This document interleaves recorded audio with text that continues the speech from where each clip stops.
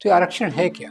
तो आज़ादी के पहले आरक्षण उल्टा था। उल्टा यानी जिनके पास संपत्ति थी, ग्रेजुएट की डिग्री थी, वही लोग वोट दे सकते थे, उनको ही वोट का अधिकार था। तो आरक्षण का मतलब था कि जो जातियां अपनी जाति के कारण पिछड़ी हुई हैं, उनको एक अफर्मेटिव एक्शन, सकारात्मक आरक्षण देकर उनको सामने लाने की कोशिश की जाए। ऊपर से कोर्ट ने जजमेंट दिया हुआ था, पूरा आरक्षण जो है वो 50% के ऊपर नहीं जा सकता, पर कई राज्यों ने इसको उल्लंघन करके 50 से ऊपर भी परसेंटेज इसको ले गए। और इसीलिए फिर पिछले 8-10 साल से एक बात चल रही है, जातिगत जनगणना। क्या मतलब है इसका? जैसे है जिसकी जितनी संख्या भारी उसकी उतनी हिस्सेदारी। आरक्षण के सिवा दूसरी एक चीज होती है, उसको कहते हैं इक्वल अपॉर्चुनिटी कमीशन। बाबा साहब ने कहा था 10 साल में अगर हम आरक्षण करेंगे तो समस्याएं हल हो गई। दोस्तों, मैक्स महाराष्ट्र पर आपका स्वागत है। आज की इस चर्चा में हम बात करेंगे आरक्षण की, रिजर्वेशन की। रिजर्वेशन, आरक्षण, ये भारत की नीतियों में एक बहुत बड़ा भाग रहा है और इसके कारण आज कुछ समस्याएं भी खड़ी हो रही हैं। समाज के बहुत सारे वर्ग ऐसे हैं जिनको आरक्षण नहीं है और उनको लगता है कि उनको भी आरक्षण मिलना चाहिए। कुछ लोग ऐसे हैं जिनको आरक्षण मिला हुआ है पर आरक्षण के कारण भी उनकी पूरी समस्याएं हल नहीं होती। तो ये आरक्षण है क्या? वैसे हम देखें तो आज़ादी के पहले आरक्षण उल्टा था। उल्टा यानी जिनके पास संपत्ति थी, ग्रेजुएट की डिग्री थी, वही लोग वोट दे सकते थे, उनको ही वोट का अधिकार था। और जब हमारा संविधान बना तब बाबा साहब ने और पूरी जो कमेटियाँ थी, क्योंकि संविधान की बहुत सारी कमेटियाँ थी, बाबा साहब ने उसको फाइनल टच दिया। तो बाबा साहब और पूरा जो संविधान आया उसमें समाज के कमज़ोर वर्गों के लिए एक आरक्षण की सुविधा रखी गई। जैसे इसमें दलितों के लिए और दूसरी तरफ आदिवासियों के लिए ये आरक्षण का प्रावधान शुरू में था। बाद में 1990 में मंडल कमीशन लाया गया और मंडल कमीशन में जो आरक्षण रखा गया वो 27% आरक्षण ये अदर बैकवर्ड कास्ट के लिए रखा गया। तो ये पहले 15%, फिर 7%, फिर ये 27% मिला के ऑलरेडी काफ़ी एक बड़ी संख्या हो गई। दक्षिण के कई राज्यों ने अपनी मर्जी से अपनी नीतियों के कारण इन आरक्षणों को लागू किया। अब आरक्षण का जो एक रिव्यू करना चाहिए था, बाबा साहब ने कहा था 10 साल में अगर हम आरक्षण करेंगे तो समस्याएं हल हो गई। और मंडल कमीशन तो 1990 में आया और दूसरी आरक्षण की प्रक्रिया समाज में शुरू से ही लागू हो गई। और समाज में शुरू से लागू होने के बावजूद आरक्षण को इम्प्लीमेंट, लागू करने के लिए बहुत सारी समस्याएं थी। उसको ठीक से लागू नहीं किया गया। कई लोग जो इसके लायक थे वो कई कारणों से, टेक्निकल कारणों से, प्रशासकीय कारणों से इससे बाहर रहे।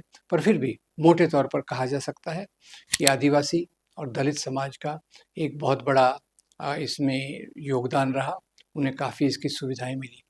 दूसरी तरफ 1990 के बाद से जब मंडल कमीशन आया तो उसके बाद बहुत सारे ओबीसी तबकों को भी इसमें सुविधा मिली।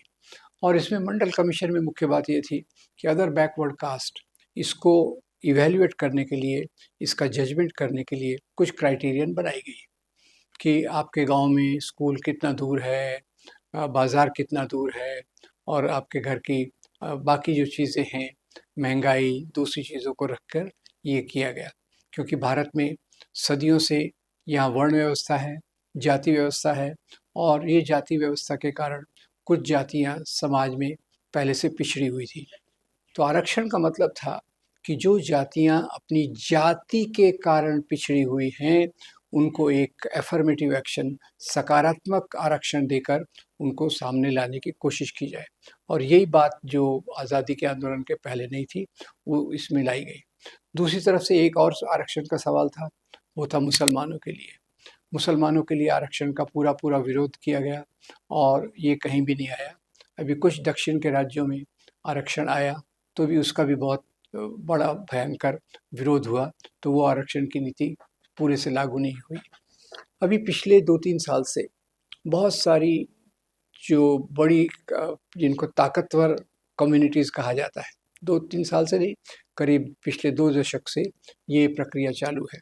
जैसे महाराष्ट्र में मराठा, फिर दूसरी जगहों पे, कई जगहों पे जाट, और इस प्रकार की जो मध्यम वर्ग की जातियाँ हैं, जो आरक्षण के दायरे से बाहर हैं, उन्होंने भी कहना शुरू किया कि हमारी सामाजिक परिस्थिति काफ़ी बिगड़ी हुई है, हम नौकरियों के और शिक्षा के दायरे से बाहर हैं, हमें भी आरक्षण की सुविधा मिलनी चाहिए थी। ऊपर से कोर्ट ने जजमेंट दिया हुआ था कि पूरा आरक्षण जो है वो 50% के ऊपर नहीं जा सकता, पर कई राज्यों ने इसको उल्लंघन करके 50 से ऊपर भी परसेंटेज जो इसको ले गए। अब सवाल ये उठता है कि अभी जो कई शक्तिशाली जातियां हैं, जैसे महाराष्ट्र में मराठा, पंजाब में जाट, राजस्थान में और दूसरी इस प्रकार की जातियों ने ये महसूस किया है कि सामाजिक विकास के क्षेत्र में वो काफ़ी पिछड़ रहे हैं। और ये बात सच भी है, क्योंकि हमारे विकास का जो मॉडल है, हमारे विकास के मॉडल में जिसको कहते हैं अंग्रेजी में the size of the cake, पूरा जो उत्पादन की प्रक्रिया है उसमें कमी है, मतलब जो मात्रा की कमी है। तो आप बांटेंगे तो कुछ लोगों तो इससे वंचित रह जाएंगे, और ये बात निश्चित है कि हमारे समाज की बाकी चीज़ों में इनको उचित स्थान न मिलने से कई बड़ी बड़ी जातियां भी इसमें पिछड़ गई। और इसीलिए फिर पिछले 8-10 साल से एक बात चल रही है, जातिगत जनगणना। क्या मतलब है इसका? इसका मतलब है कि एक सेंसस किया जाए जिसमें जातियों का परसेंटेज निकाला जाए, कौन सी जाति कितनी है। और इसका कारण ये है, इसके पीछे की भावना ये है कि हमें तो बहुत दिन से पता ही नहीं है कि जातियों का सामाजिक समीकरण, सामाजिक प्रतिनिधित्व, उनका परसेंटेज समाज में कितना है, क्योंकि मंडल कमीशन भी जो लाया गया था वो भी पुराने सेंसस पे लाया गया था, और शेड्यूल कास्ट, शेड्यूल ट्राइब का आरक्षण वो भी बहुत पुराने इससे आया गया। तो पिछले 60-70 साल में जो परिवर्तन हुए हैं वो हम नहीं जानते। इसलिए अगर आप देखेंगे तो पिछले चुनाव में खास तौर से राहुल गांधी ने इस जातिगत जनगणना का मुद्दा उठाया था, और उसका कारण ये था कि इनके परसेंटेज के हिसाब से उनको समाज में नौकरियां मिलनी चाहिए।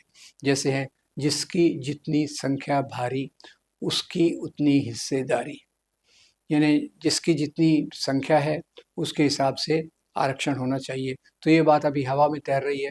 पिछले चुनाव में ये इसका काफ़ी उपयोग हुआ, और इसको अभी किस प्रकार से निर्णय पे लाया जाए, ये जातिगत जनगणना के सिवा ये हो नहीं सकता। तो जब तक जातिगत जनगणना ईमानदारी से ना हो, उसको पूरी तरह से समझा ना जाए, ये नीतियों को लागू करने में या बदलने में बहुत बड़ी दिक्कत होगी। दूसरी बात यहाँ मैं बता रहा हूँ, एक आरक्षण के सिवा दूसरी एक चीज़ होती है, उसको कहते हैं equal opportunity commission. Equal opportunity, समान अवसर के आधार पे नीति।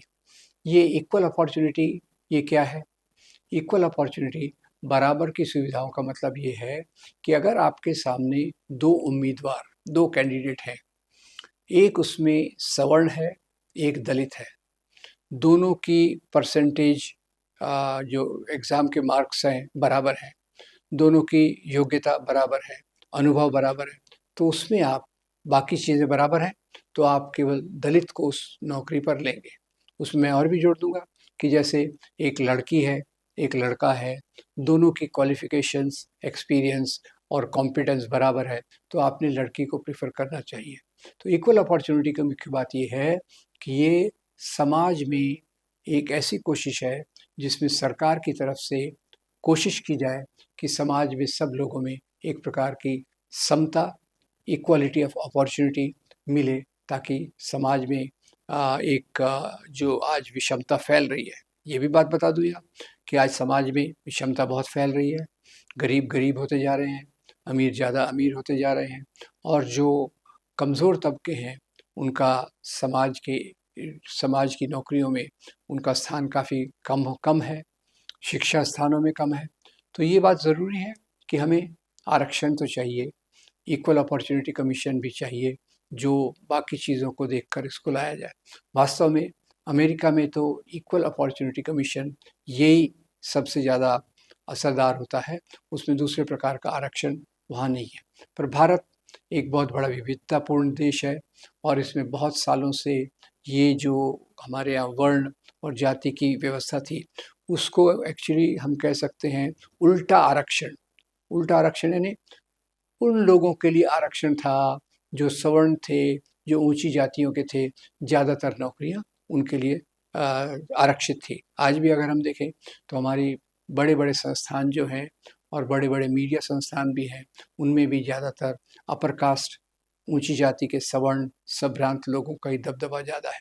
तो अगर हमको समाज में बराबरी लाना है तो निश्चित रूप से एक ऐसा आरक्षण आना चाहिए जिसमें जो जातियां सदियों से पिछड़ी हुई थी, उन जातियों को भी बराबरी का अवसर मिले और समाज के विकास में और उनके खुद के जीवन यापन में वो एक बहुत महत्वपूर्ण भूमिका निभा सके। तो मैं उम्मीद करता हूँ कि हम इस बात को गहराई से सोचेंगे। ये केवल राजनीतिक मुद्दा नहीं होना चाहिए, ये सामाजिक और आर्थिक मुद्दा है। सामाजिक और आर्थिक मुद्दे के आधार पे हमें समाज को ये चीज़ देना चाहिए कि आरक्षण का रेशियो क्या हो।